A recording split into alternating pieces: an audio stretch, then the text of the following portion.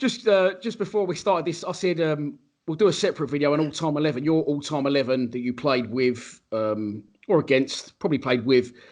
And I just explained to you what my Patreon page was, and you went, fucking hang on a minute, this ain't going to get wasted on 30 people.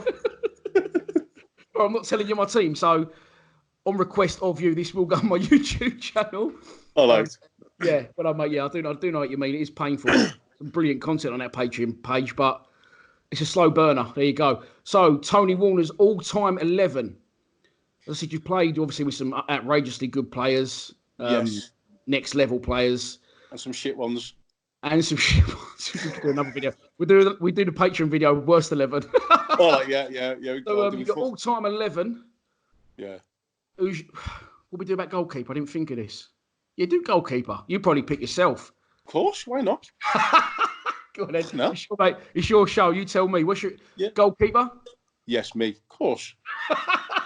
Listen, mate. I'm always invited to the party. Yeah, it was good to train with though. To see again, I see Mark Crossley on Under the Cosh the other day, and he said that he got on well with you. But what he said was interesting. He said they said like if you want his shirt, like I can't understand why these people are too matey as goalkeepers. You know what I mean? Mm. He said what about what shirts? Not about you, not about just about goalkeepers in general. He said he can't understand in this day and age when goalkeepers are like best mates at clubs with each other. Do you know what I mean? He said because you fucking want that shirt. Do you know what I mean? Ah, right. Okay, I see what you mean. Yeah. You know what I mean? Competition for places. He said like, and he mentioned you. He said like, Tone's a great lad, but he would say the same thing. You know, as well as we got on. If we was at the same club, it's only so much. Keep it like arm's length because you want the fucking shirt. Yeah, no, mate, I totally agree. And it's all on a professional basis. So you'll stand your ground on things, and it's like, well, that's the way it's got to be. Do you know what I mean? Yeah. So okay, this is a Millwall based show, obviously, and I forgot to mention it in the main show, which I did want to do. Willie Garay, what was he like? If he was because he was your understudy for a long time. Yeah. What was he like in what way? As a character, I couldn't work like a bit of a mysterious. It's probably a really good description of him. He was mysterious, yeah. He had that big AMG Mercedes Jeep. You just see it floating all around London at the wee hours. You know what I mean? Those fucking out and about with Willie. Like I remember just being in Knightsbridge and you just see his big Merc just rolling past Alex, and you're thinking, where's he up? Where's he going there? What is he up to? Probably fucking keeping tabs on you. He wanted that one jersey, didn't he? Yeah, it's all right. Yeah, you might be right there. Might have been long to fucking sit me up. No, we sound Willie. I thought he was a good goalie. So I mean, and I think he kept me on my toes. Yeah, I was about to say, if you thought he was good, he probably pushed you, to stay at the top level, Yeah, because I didn't want to lose out on that Millwall experience, and I didn't want to lose my shirt, and I loved the team, I wanted to play as much as I could. Yeah. And then when Mark McGee dropped me for that spell, the season when we won the league, I'm just going off my head, just like berserk for literally like 3 months, just like training like a madman, just trying so hard all the time. Do you know what I mean? Right back, I'm going to go with Moritz Volz at Fulham. Right. Good player. I think he was at Arsenal before he comes to Fulham. Then he was just the ultimate pro, really, like really clean living, dead fit. Was he the guy who used to ride a bike to training? He did, yeah. He used to ride at Bronson. I think Bullard told me that. Yeah, he used to fucking riding on a push bike. Yeah. He used to ride his Brompton he'd ride it wherever he was from. Get on the train and then get off the train and just ride it like through to Moscow Park. But he was sound, you know what I mean? He was like, you get them lads who like footy players who were like kind of students, you know what I mean? Yeah. And he was one of them really. So no, he was probably clean living, driving a bicycle is probably why he was the seasoned pro. Do you know what I mean? Good as he was. Very clean living, yeah.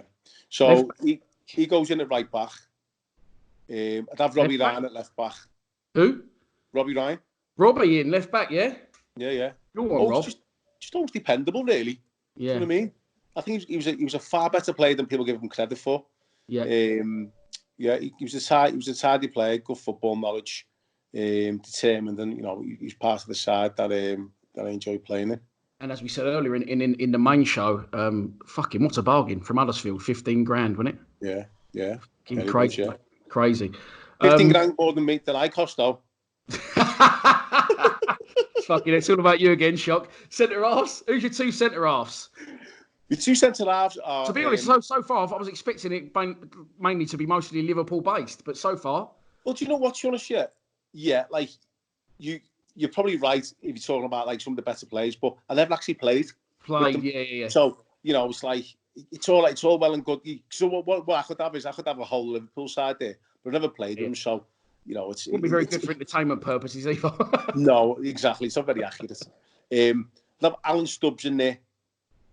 Oh, big Stubbsy, centre half Bolton and Everton. Yes, yeah. Played with him. Celtic. Ah, cool, Celtic, yeah. Yeah. Had some really good times up there with Stubbs. He's a Scouse, isn't he? Yeah, Scouse, yeah. Plays from Kirby, which is just outside Liverpool, but it's another matter. Big hard lump, isn't he? Oh yeah, solid, yeah. Bit like a freight train, yeah. He's a great lad, really good player. Do you know what I mean? Well, on verbal. Is he like verbal? I can imagine him being like a leader, verbal on the pitch. Very verbal. Yeah. Very verbal, very demanding. Really good player. Who's playing alongside him? Zat Knight. Zat Knight, Fulham again? Yes. Was he about 6'5", Zat Knight? He was 6'6". Jesus Christ. Yeah. He was a good player. Wasn't he supposed to be like he come through as? I mean, obviously had a good career, but wasn't he supposed to be like the next young prodigy sort of coming through at one point? Well, I think he played a bit of non-league football somewhere, and then I think Fulham picked him up, and then he went on to Villa. He went to Villa from Fulham. That was his boyhood club, so it wasn't a big decision for him to go. He went up there. But had some good times with Zat. Played a few games with him at Fulham, so that was great. With them back four in front of you, you're confident of the old bonus, the old clean sheet bonus, yeah? I like to think so, yeah. It's as good as I'm going to get, you know what I mean? So yeah. Moving into midfield, let's go. What do we start with? Right back, right mid. We're playing 4-4-2. I'm going to go with a 4-3-3. Oh, I like it. Very, very new age. Go on, 4-3-3. Not like me. On the right of the midfield, I'm going to go with Stephen Reid. Reedy. Yeah. We didn't really talk about Reedy in the main video. We didn't brush over him. He was a great player for Millwall, wasn't he? Great talent. Player, yeah.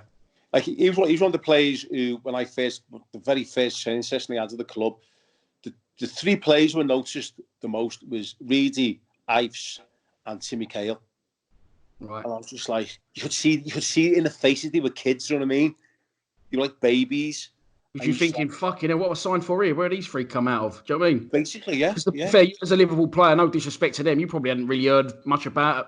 Didn't know a lot about the Millwall squad at the time. Do you know what I mean? No, well, I didn't know any of them. I didn't know any of them. To be honest with you, the only ones who we knew was Neil Harris because he come on a trial to Liverpool for a couple of weeks, and then Jamie Stewart because I seen him in Iron Apple the year before. He's fucking mad, Jamie. He's a mate of mine, Jamie, still now. Yeah, good lad. Good lad, isn't he? Yeah. So I wasn't aware of anybody. And when I come in, I could just see them and thought to myself, like the enthusiasm and like the quality and the running they were doing and all that. Reedy was I thought was exciting. Cahill was obviously brilliant at the goal scorer. I felt Reedy technically was very good. If you had to pick technically out one of those three, had a beautiful, obviously the Reed Rocket had a great right foot, but technically very good and could play. You know, he's versatile, wasn't he? Yeah, he was. Yeah, he was a very good player. And, I think he shows it by when he went on and what he went on to do.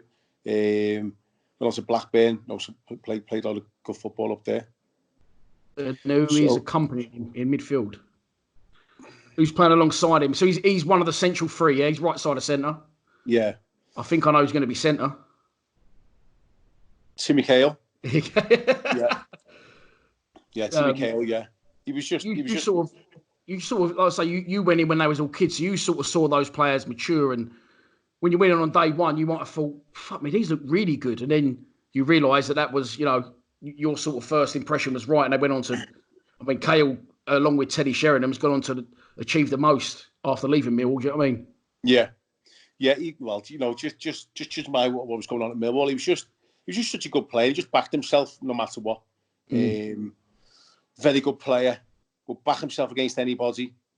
Was the ultimate kind of attacking midfielder.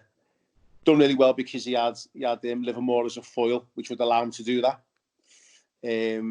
Would always kind of, shore up the back. But yeah, always back himself to get into the area. His time, well, the thing about Timmy was like, as good as a player as he was, his timing was just impeccable. He just arrived. He was just always Johnny on the spot. He could jump as well, but his timing running into the box, so he wasn't the tallest, was he, by any stretch? No. I think he's about 5'11" or 5'10". So yeah, he was like the linchpin for what made our side as strong as it was. Just quality, really. Just a really good player. Who completes the three in midfield? Is it going to be a Millwall clean sweep? I don't think it is. No, it's not. I'm going on the left side of midfield. I'm going with Steve Malbranck. Oh, Steve Malbranck, what a player. Yeah. Fulham. That was one of the ones where a team brings over a player from abroad and he turns into a little gem, so another team, a better team, buys him, and then ended up going to Spurs, didn't he? He did, yeah. French guy, wasn't he? He was French, yeah. He was born in Belgium, funny enough, but yeah, he was French, yeah. He was just so tricky. He was tiny, had these little squat legs on him, so he was very, really strong.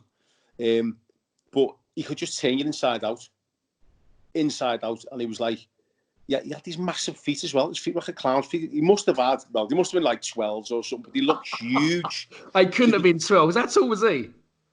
He was like about 5'6" or 5 short, but his feet looked massive.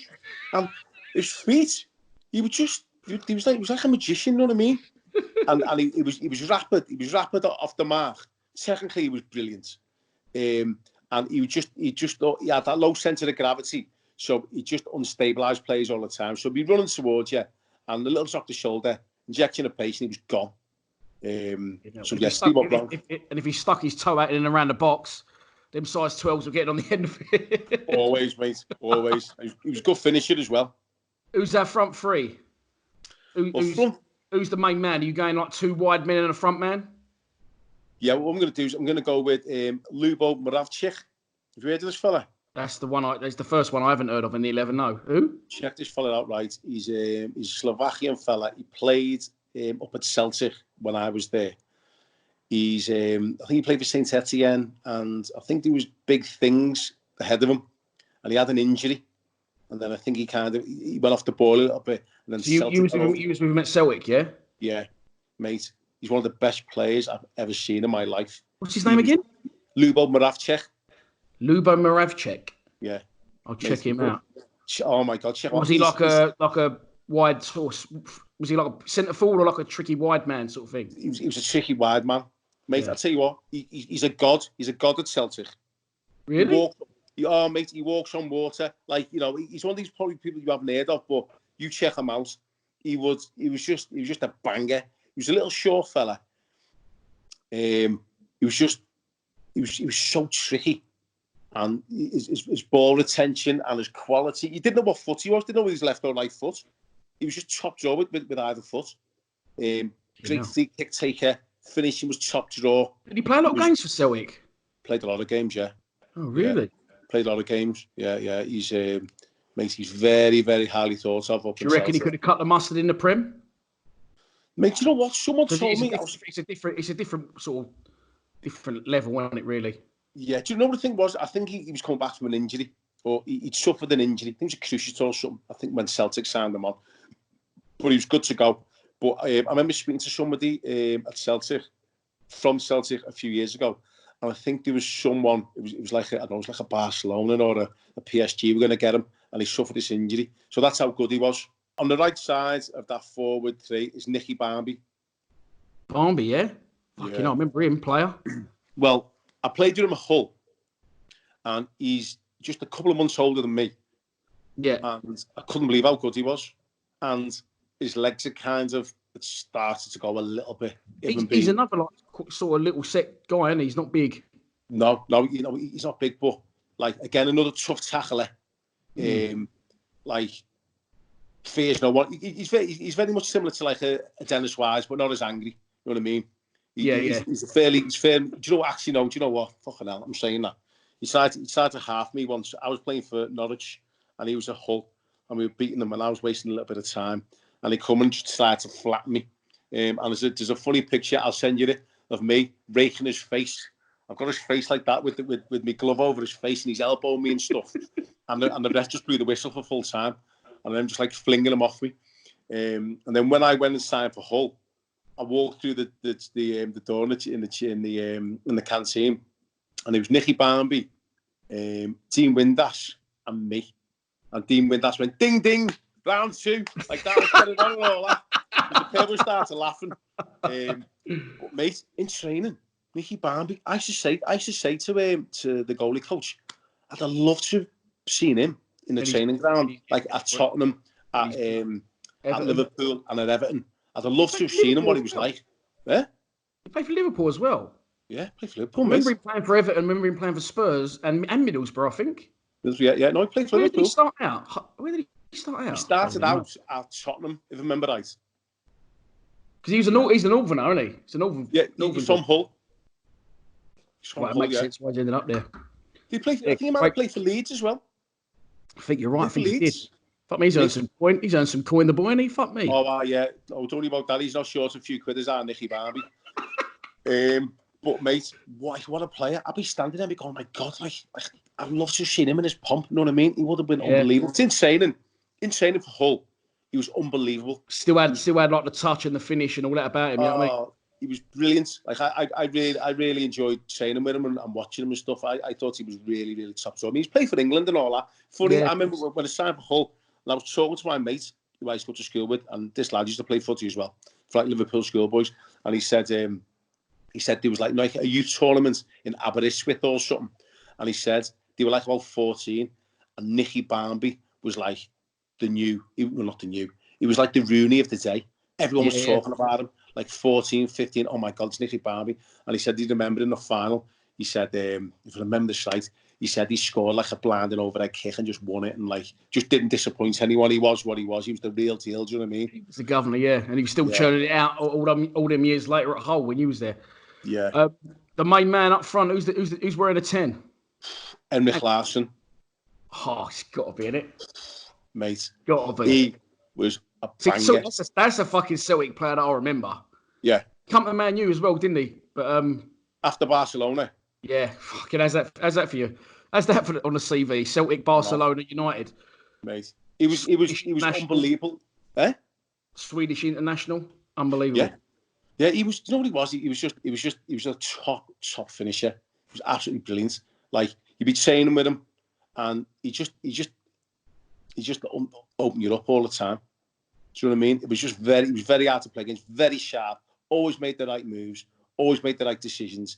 It was very quick. Would commit you, and you know you think you try and hold your position for as long as you possibly could, and then you go for it. And he just always wait that little bit longer. The quality I was top draw. I mean, I was talking about Lubo without checking that, but Henrik Larsson is probably the best player to ever play for Celtic. Like he is like he is next to God up in Celtic. That's a strong 11, mate. If you're going to go with someone to manage the team, I'd probably go with Mark McGee. Just for the way he dealt with the team and personal interaction with myself. Yeah, Mark McGee, good manager. It's a brilliant way to end it. Thanks for your time, Tony Waller's all-time 11. It will go on the YouTube, not on the Patreon. You have my word.